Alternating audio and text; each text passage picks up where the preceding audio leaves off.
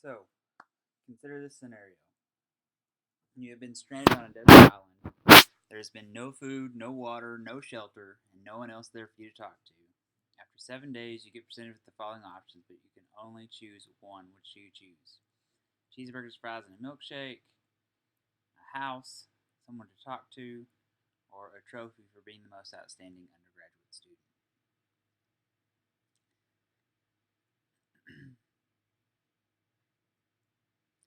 Chances are right now you're thinking you'll probably be pretty hungry and thirsty. So probably want some water, probably want the food. So choice number one probably sounds the best. What we're going to talk about today is actually called Maslow's hierarchy of human needs. And it kind of explains why that's the case, why you would probably choose water and food over all those other options. All right, so our lesson objectives are to define human needs, categorize human needs based on Maslow's hierarchy, and explain application of Maslow's hierarchy of needs in our daily life. All right, so Maslow's hierarchy of human needs. Need is a lack of something required or desired. So you don't have it, it is required for you to have it, you're desired to have it, so it is a need. So needs motivate us to act.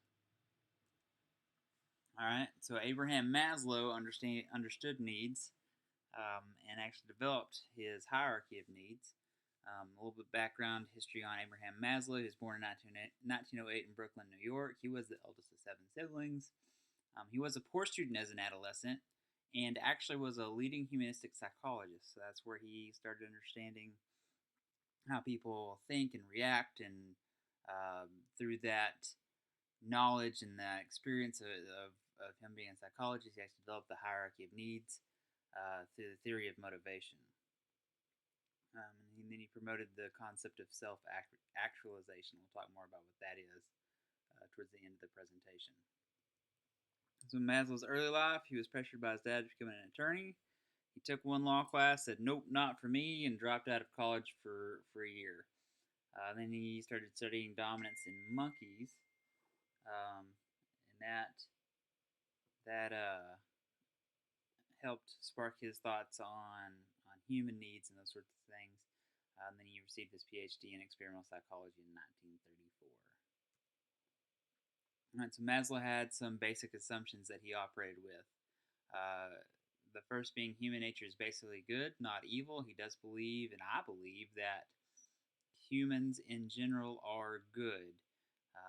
There are different circumstances that cause us to become evil or do evil things or do bad things, but we as human beings are inherently good. He also believed that normal human development involves the actualization of this inherent goodness, and so uh, you know you can't really reach your full potential as a human until you have that actualization, that realization of the inherent goodness of other people and all people. Maslow said that the lower needs must be met before an individual can strive to meet the higher needs. So that's an important law to remember as we go through his hierarchy of needs. So the lower needs, so the first needs we'll talk about, have to be met before needs above it can be met or will be desired to be met. All right, so the very first need, first level of needs, basic level, is our physiological needs. These are necessary for life. If they are unmet, these needs lead to death. So food, water, oxygen, sleep, protection from extreme temperatures, elimination, sensory needs, motor needs. If we don't have these needs fulfilled, we die.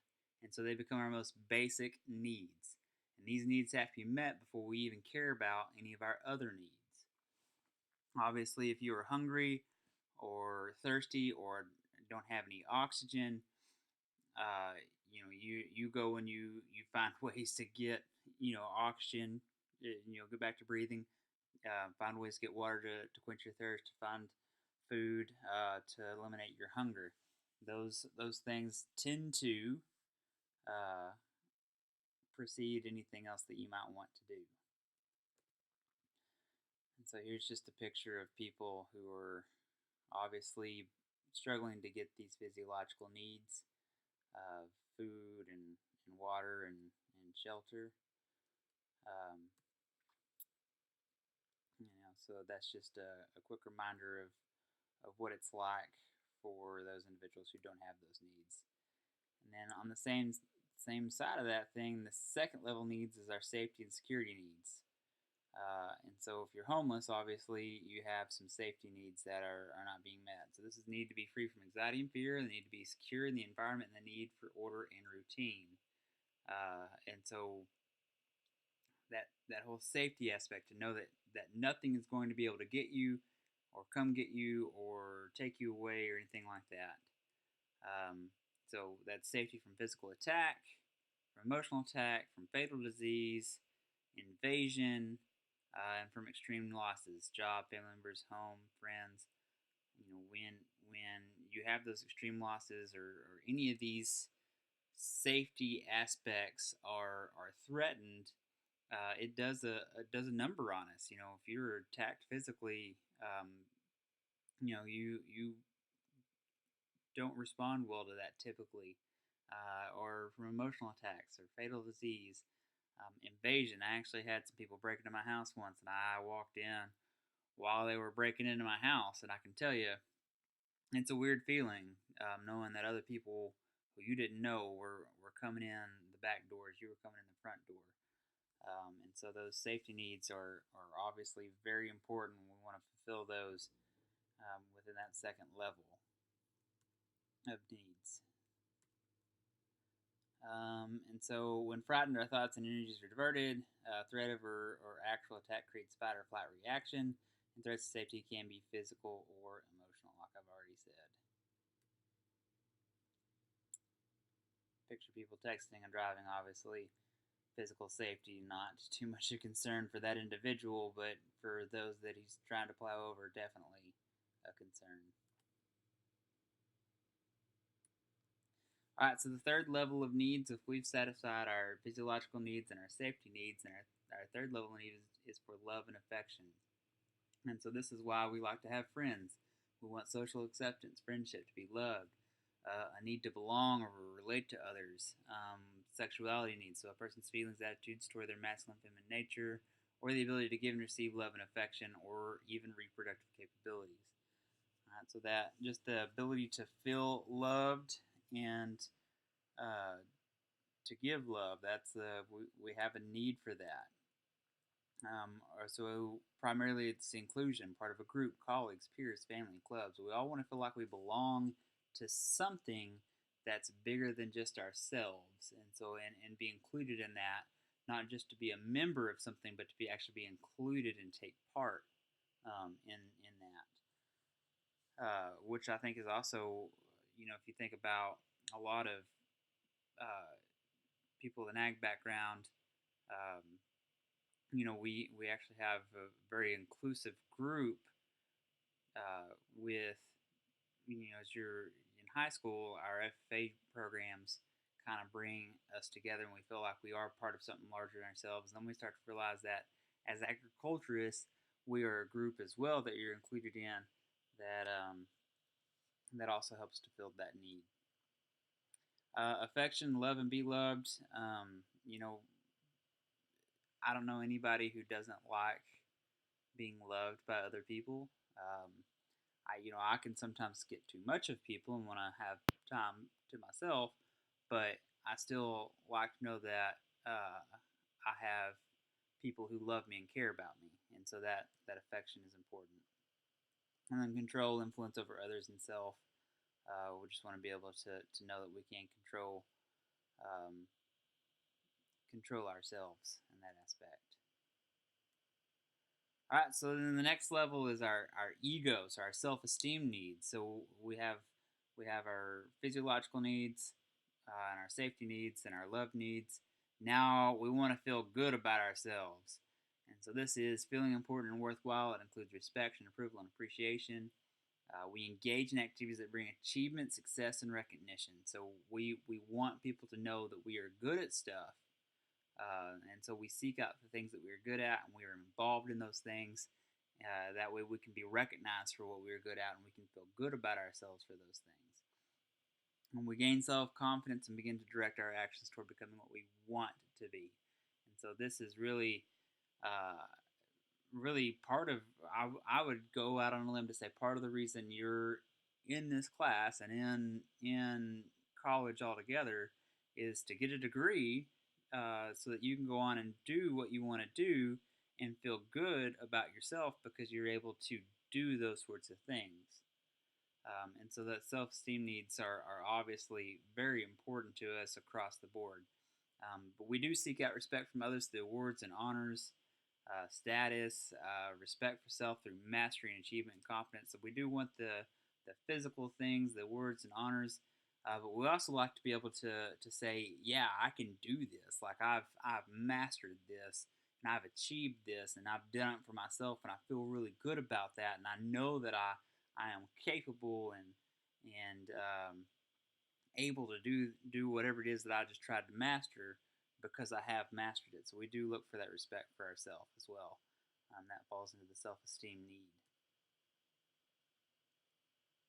All right, so then the fifth level is the self-actualization level, and so this is self-realization, or obtaining our full potential, and it's becoming confident and eager to express our beliefs and willing to reach out to others to help them. And so this goes beyond the self-esteem needs and goes into that whole top level of I know who I am, I know what I believe, I know what I'm good at, I know what I can do.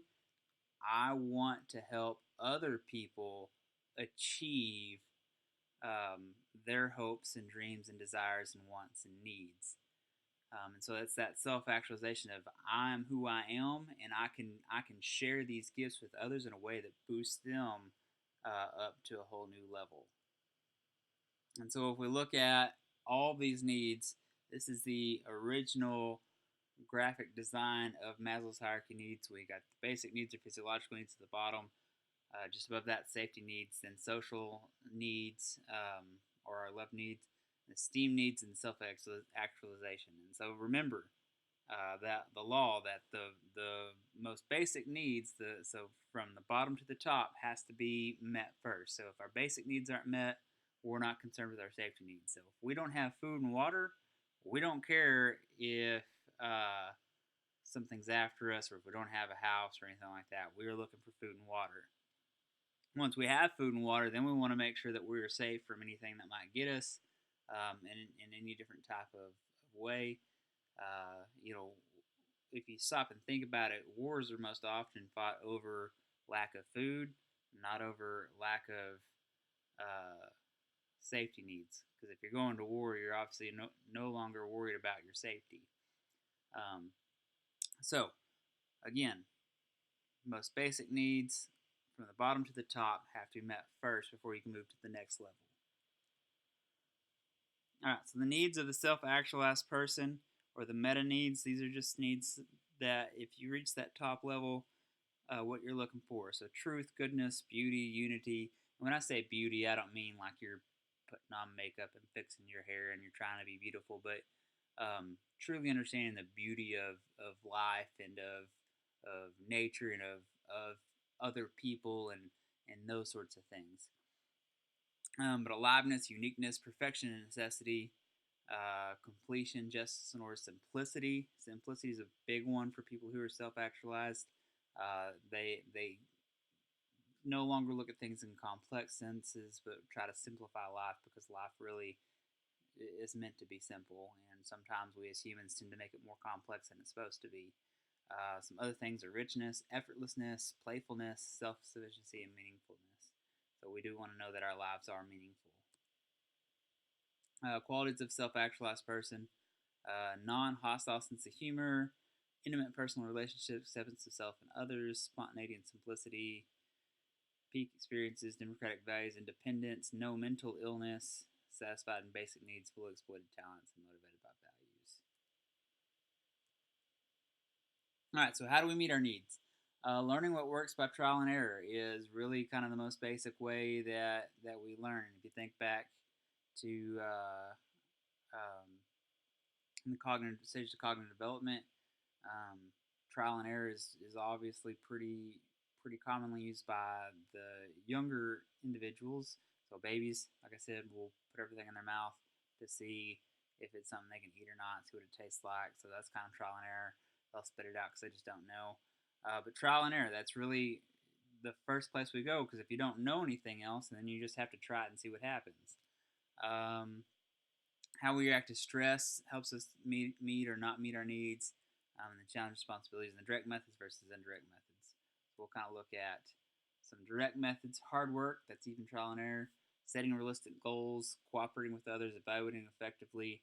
So taking a good hard look and trying to actually figure out what we need to do to satisfy those needs. Indirect methods, these are things that we usually use to kind of compensate or push things off. And so this is suppression or projection, denial, rationalization, compensation. These are unhealthy when used too often, but sometimes allows us to cope. So sometimes you just need to project those feelings out there, or sometimes you just have to be in denial about something for a little bit. But the longer you do it, the more unhealthy it is. So you've got to recognize when you're doing those sorts of things, and then try to address that in a healthier manner.